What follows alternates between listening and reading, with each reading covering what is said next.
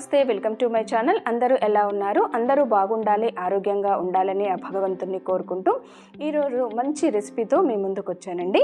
అది గాజర్ని పోషక విలువలకి care of అడ్రస్గా చెబుతారు. జనరల్గా గాజర్ అనే పదం చాలామంది వినకపోవచ్చు, కానీ ఇది చూడ్డానికి క్యారెట్ లాగే ఉంటుంది, కానీ ఇంతకన్నా రెడ్ కలర్లోనూ ఇంకొంచెం తీయదనంతో పొడవుగా ఉంటుంది. ఈ గాజర్ హల్వా చేయడానికి కావలసిన పదార్థాలు: చక్కెర, కాజు,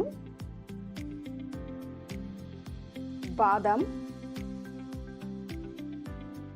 కిస్మిస్, ఇలాచి, నెయ్యి.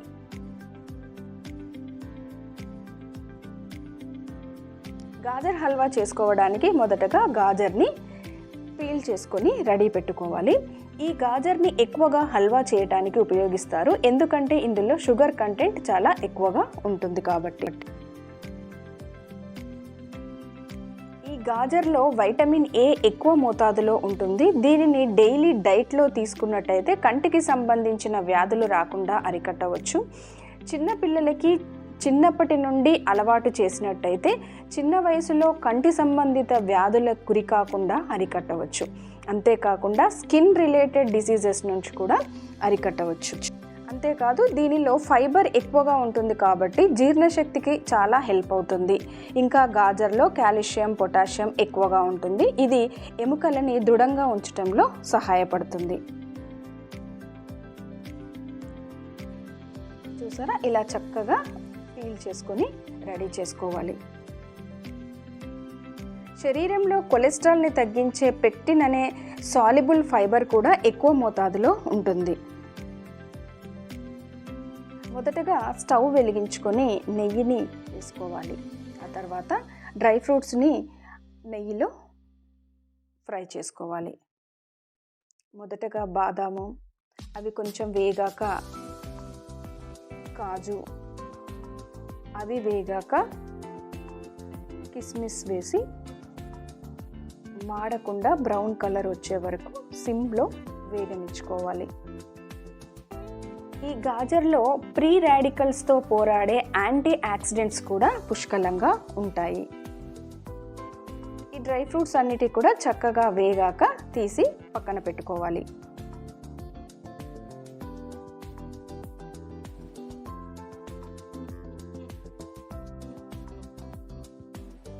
ఇప్పుడు కట్ చేసి పెట్టుకున్న గాజర్ని కూడా నెయ్యిలో ఫ్రై చేసుకోవాలి.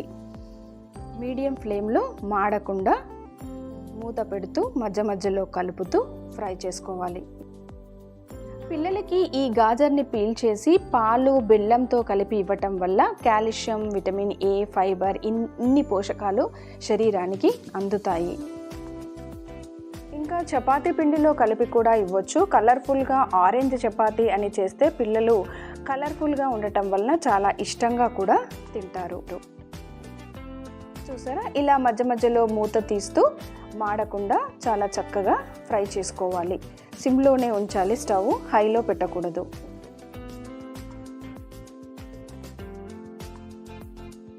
ఇలా ఫ్రై అయ్యాక దీనిలో 1 కప్పు గాజర్కి 1 కప్పు షుగర్, ఈక్వల్ క్వాంటిటీలో షుగర్ని వేసుకొని బాగా కలుపుకోవాలి.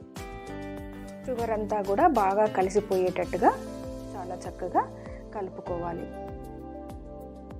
చూస్తున్నారు కదా, ఇలా చక్కగా గాజరు, షుగరు అంతా కలిసిపోయేటట్టుగా కలిపి మూత పెట్టుకోవాలి.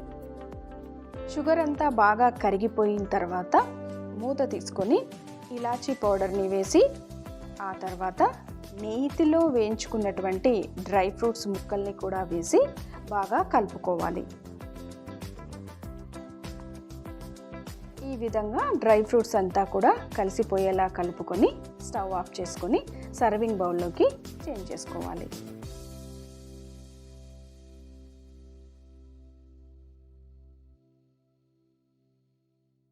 స్టవ్ కట్టేసి సర్వింగ్ బౌల్లోకి చేంజ్ చేసుకోవడమే. చూసారా, ఎంత కలర్ఫుల్గా, ఎంత చక్కగా ఉందో. చూస్తుంటేనే నోరు ఊరిపోయేలా. ఇంకా పిల్లలైతే ఆగుతారా? ఎంత కలర్ఫుల్గా, ఎంత యమ్మీగా ఉందో కదా.